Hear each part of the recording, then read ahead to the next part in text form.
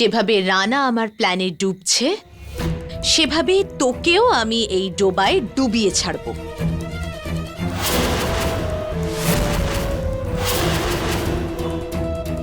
পেয়ে গেছি গৌরী। নিয়ে আসুন তাড়াতাড়ি।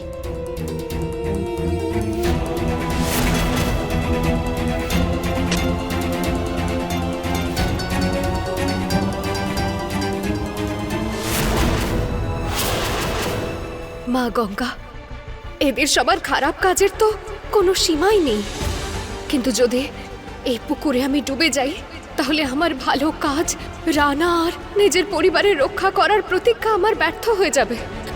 এখন আরো একবার তোমার সাহায্যের প্রয়োজন পড়েছে মা। প্লিজ প্লিজ আমায় সাহায্য করো।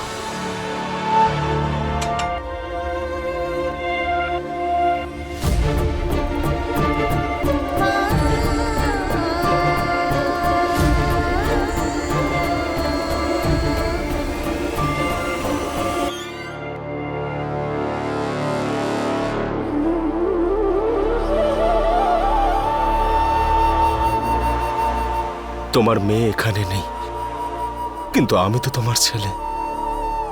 আমার কথাটা শোনো প্লিজ, একটু কিছু মুখে দাও। নিজের ছেলে হাতে করে খাওয়াচ্ছে জয়া, খেয়ে নাও। রানা বাবু, আমি তোমাকে আমার ছেলেই মনে করি। শোনো মা, শরীরকে কষ্ট দিলে দুঃখ তো কমবে না। কিছু খেয়ে নাও।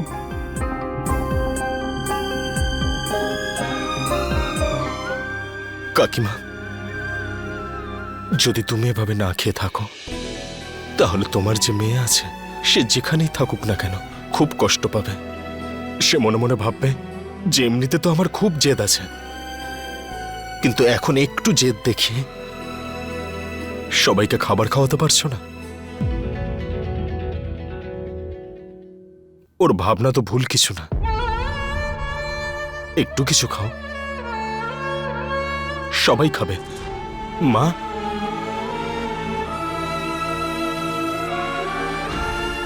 বাবা,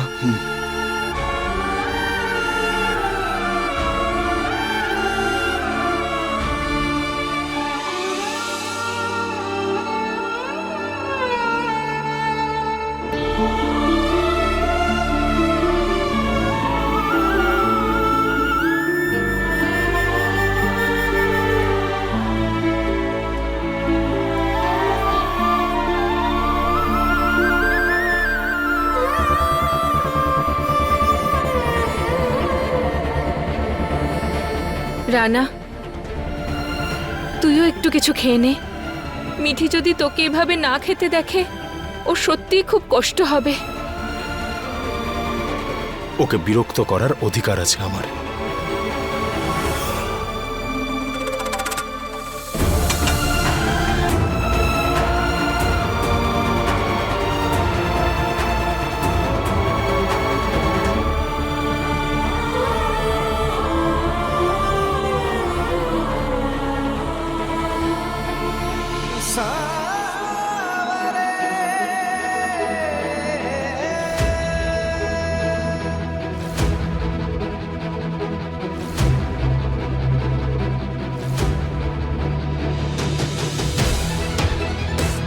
আপদ, আর নয় তোকে বাদাম, কোথাও একটা আমায় নিশ্চিন্তে বসতেও দাও না।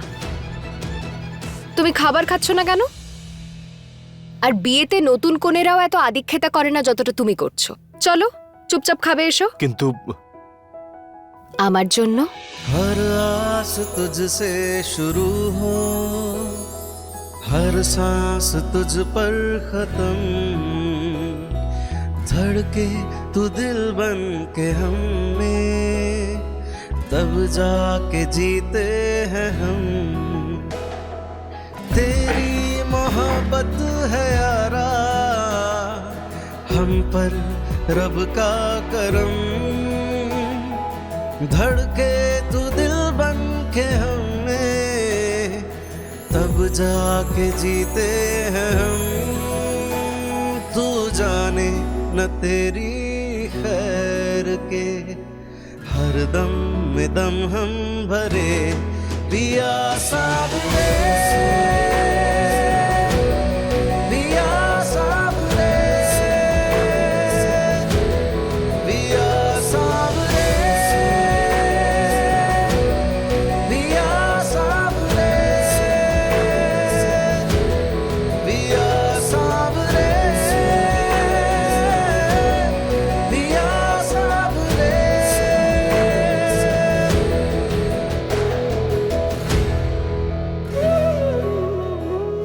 রানা,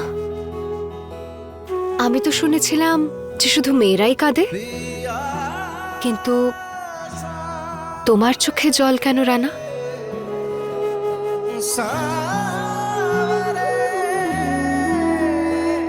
দাদা, একটু খেয়ে নাও প্লিজ।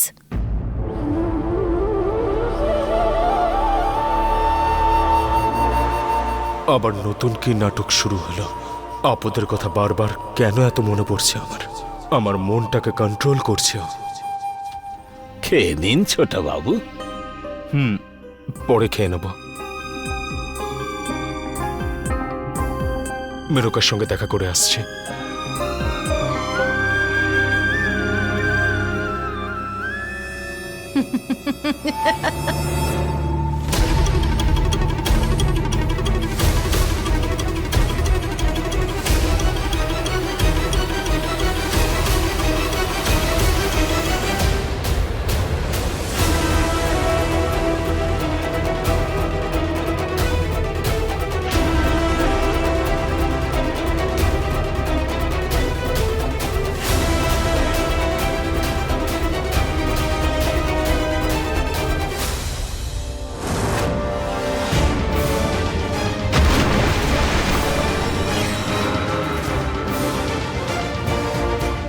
আমার পরিবারের আমাকে প্রয়োজন মা গঙ্গা।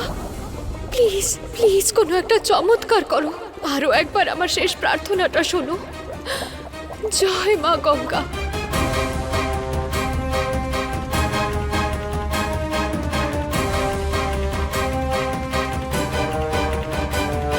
চলুন।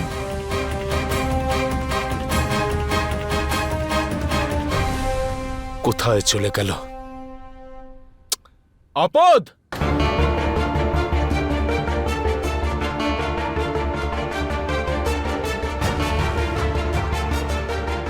আমি তো মেনকাকে খুঁজছিলাম। আপদের নাম ধরে কেন ডাকছে? ভালোবাসার মানুষের রীতি আছে যে একে অপরের ডাক শুনলে 7 সমুদ্রও পার হয়ে যেতে পারে।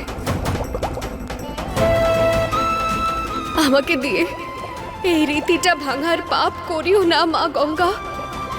রানা আমায় ডাকছে। প্লিজ প্লিজ আমায় সাহায্য করো, আমায় সাহায্য করো মা গঙ্গা।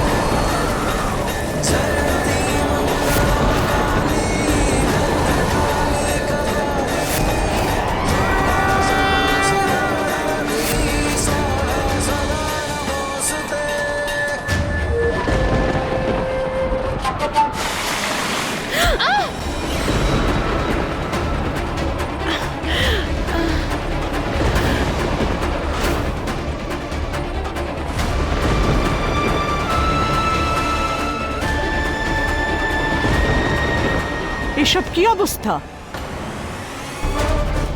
এভাবে ভিজে তোমরা এখানে কি করে এলে? বাবু, দরজাটা বন্ধ করে দে। এই জল আমাদের সঙ্গে কি করে এলো?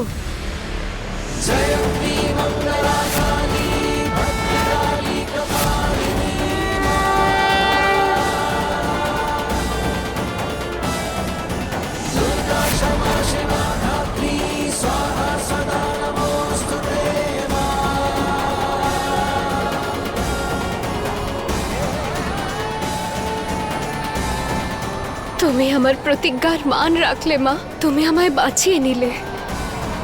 এবার মেনকা আর ওর খারাপ উদ্দেশ্যকে আমার থেকে কেউ বাঁচাতে পারবে না।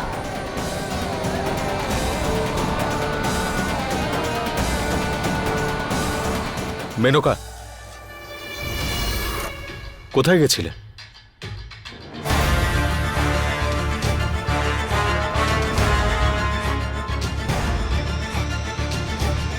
জিজ্ঞেস করছি তোমাকে কিছু। ওই আমরা তিনজন এমনি বাইরে ঘুরছিলাম। ঘুরতে? এই ঝড়ে? পুরো বাড়িটাকে নোংরা করেছে। এখন এই বাড়িটা তোমরা তিনজনে পরিষ্কার করবে।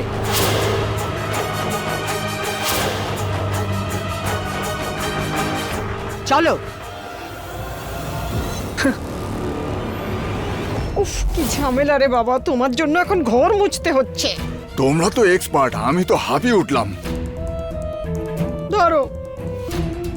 আমাদের সৌভাগ্য যে আমরা মিঠির বডি ঠিক জায়গায় সরিয়েছি। এবার ব্যাস 10 কোটির কথা ভাবুন আর চুপচাপ ঘর মুছুন। এইসব কথা ঘরেই আলোচনা করো, যাতে সবাই জানতে পারে যে আমরাই এই কাজটা করেছি। খুব ভালো। আরে তুমি তো আসতে বলো।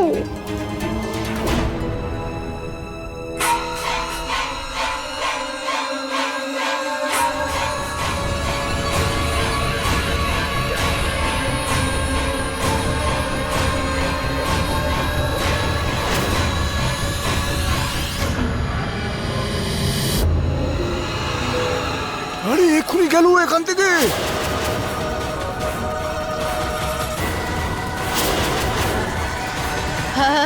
না না না না মামি, বেড়াল হবে। চলুন গিয়ে দেখতে হবে। তোমরা গিয়ে দেখো। লক্ষণের বাবা বিড়ালি হবে, চলো না গিয়ে দেখি। আরে আমি যাব না, তোমরা গিয়ে দেখো। আরে চলো না।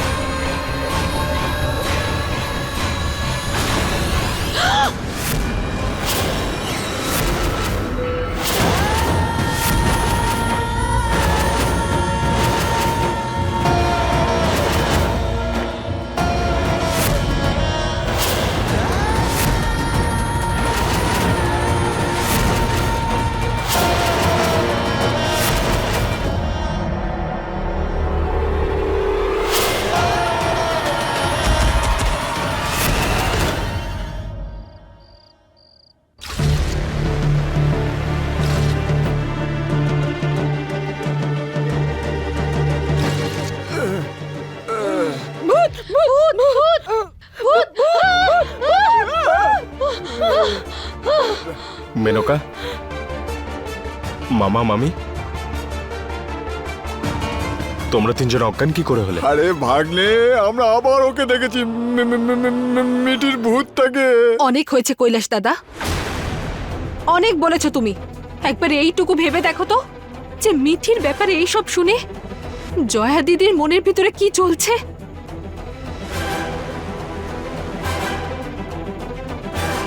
আরে দিদি, ওই মিঠির ভূতকে দেখে আমাদের ওপর দিয়ে কি যাচ্ছে সেটা তোমার ভাবা উচিত। আমরা দেখেছিলাম ওকে এক্ষুনি, আর কিছু একটা মেসেজও লিখে গেছে দেওয়ালে, তোমরা গিয়ে দেখো। হ্যাঁ, মেসেজ দেওয়া নেওয়া তো ফোনে হয় ম্যাম। আমরা তো এক্ষুনি তোমাকে ছাদ থেকেই নিয়ে এলাম। হ্যাঁ মা, ওখানে কোনো ভূত না কোনো মেসেজ কিছুই ছিল না। চুপ, মাথা মোটা একটা।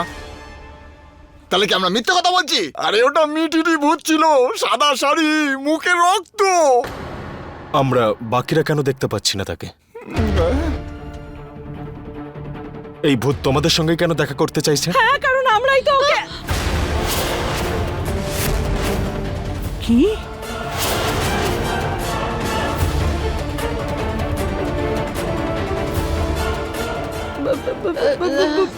ওই আমরা মিঠির ভূত না এখানে। আমরা এখন আর কিছু ডুবোইনি। আসলে কিছুদিন আগে আমরা ভাগনার পেছনে লেগেছিলাম তো, তাই মিঠির ভূত আমাদের পিছনে লেগেছে এখন।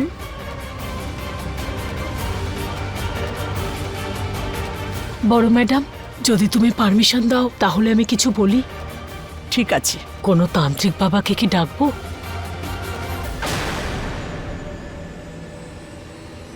তান্ত্রিক? না কাকিমা, আমাদের বাড়িতে কোনো ভণ্ড সাধু আসবে না। এরকম বলো না ছোট বাবু, সব বাবা কি ভণ্ড হয় নাকি? যদি মিঠি মায়ের আত্মা সত্যি সত্যি এই বাড়িতে থেকে থাকে, আমাদের তান্ত্রিককে ডাকতেই হবে। ঠিক আছে, মিঠির জন্য এটুকুও নয় করলাম, ডেকে নাও।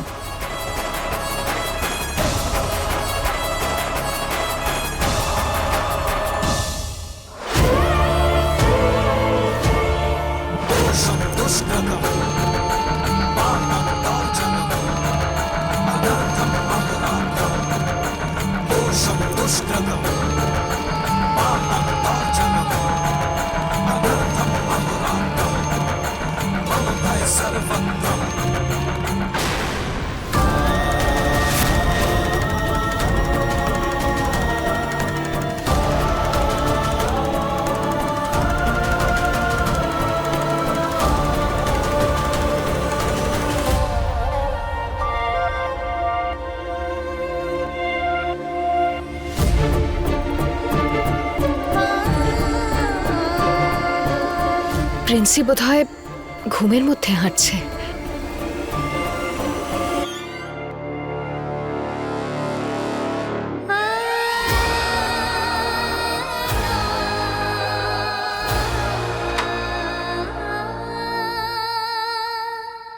মাসি, ওনার তো এতক্ষণে চলে আসার কথা। এক্ষুনি আসবে মা। হর হর শিব শম্ভু।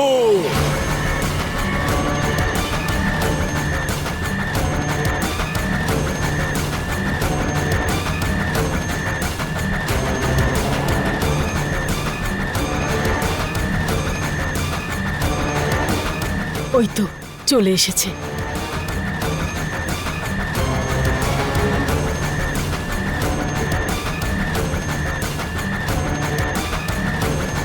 সময়ের আগে কেউ কখনোই পৌঁছাতে পারে না মা।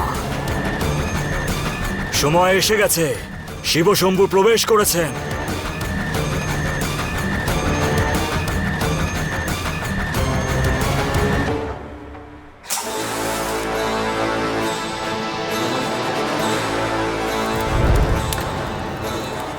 দিব্যা, বেবিকে নিয়ে ভিতরে চলে যা।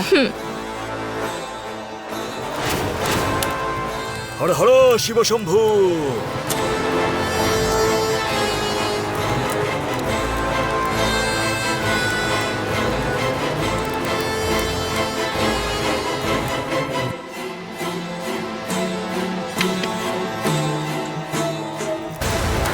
প্রিন্সিকে ঘুম পাড়িয়ে দিয়েছি, তাড়াতাড়ি নিচে যেতে হবে।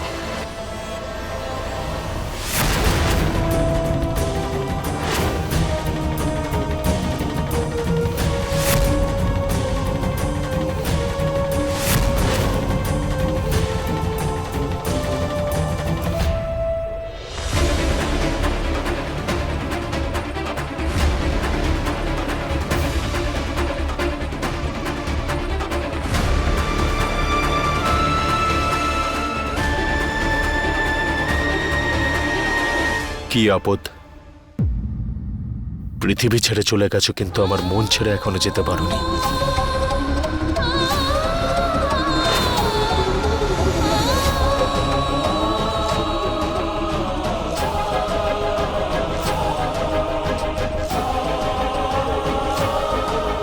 বাবা, আমরা আপনাকে এক উনি সব জানেন আর এক আমি। তোমরা এটাই জানতে চাও তো এই বাড়ির বৌমা মিঠির আত্মা এই বাড়িতে আছে কিনা?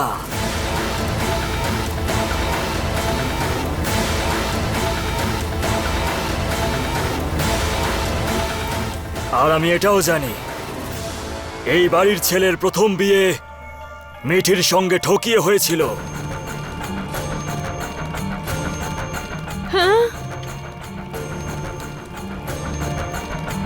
আর তারপর ওর সামনেই তোমার ছেলে আর একটা বিয়ে করেছে।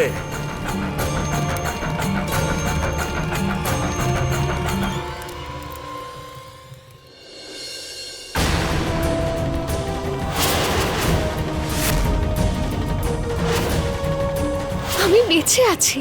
বৌদি তুমি তোমাদের সবটা বলছি।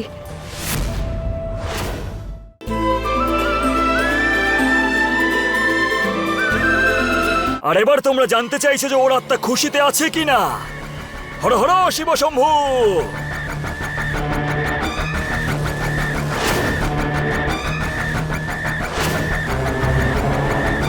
অবাক হইও না,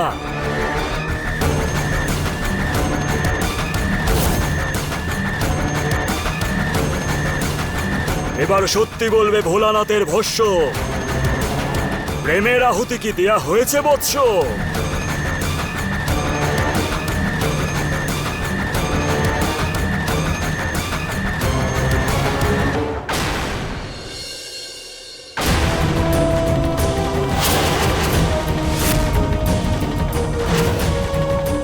আমি বেঁচে আছি। বৌদি তুমি তোমাদের সবটা বলছি।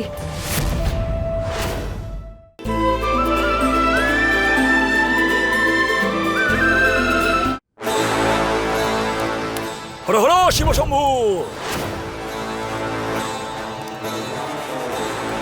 ধোঁয়াকে ধোঁয়াই কাটবে, সাপ যখন নাগ হয়ে কাটবে, কোন রাত সেটাকে আটকাতে পারবে না। সে দেবী হয়ে আসবে, সে আসবে, সে আসবে, সে আসবে। হর হর শিব শম্ভু। সে এসে গেছে।